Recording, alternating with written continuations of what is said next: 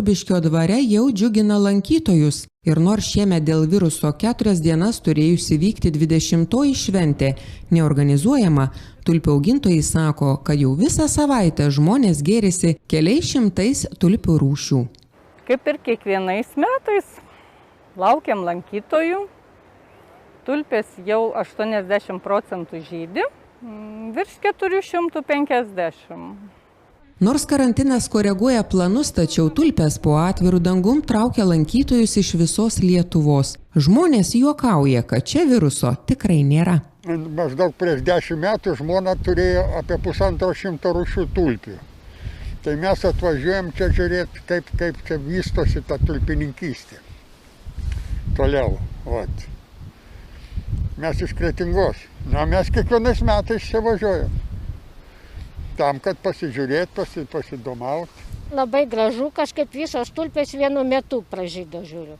Ir ankstyvos, ir vėlyvos, ir šerkšnotos, ir pilnavidurės, ir pačios vėlyvosios dar ne visai. O savo mylimą tulpės spalvą turite?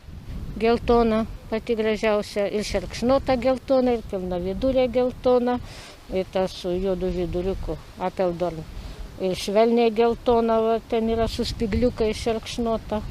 Į Burbiškio dvarą traukia pavieniui, traukia šeimomis. Kalbinti žmonės pripažįsta išsiilgę gamtos, o čia pakvipo tikrų pavasarių. Kas traukia akį? Ir pati dvaro aplinka, ir tulpių žydėjimas, labai įvairių tulpių ir gražių, ir pavasaris. Ar kasmet atvyksta ar pirmą kartą? Ne, tikrai ne kasmet, bet kas 2, kas 3 metai būtinai atvyksta čia visą laiką. Ir vis kažką naujo atrandat? Taip, tikrai taip. Čia visą laiką viskas nauja.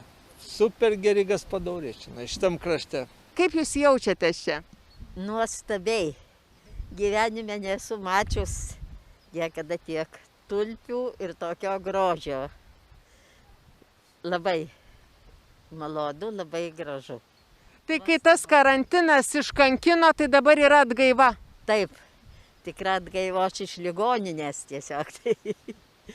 Pas vaikus buvo, tai mane ir atvežė. Kaip galvojat, va dabar tas pabuvimas, tos tulpės, tos spalvos, priduosim sveikatos? Tai žinoma, visai kita nuotaika. Daug yra sveikiau ir linksmiau, nes tas karantinas, kai uždarė tarp sienų, tai iš viso labai gyvenimas liūdnas pasidarė.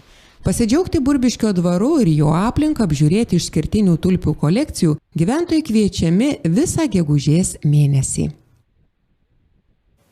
Gegužės 7-ąją tradiciškai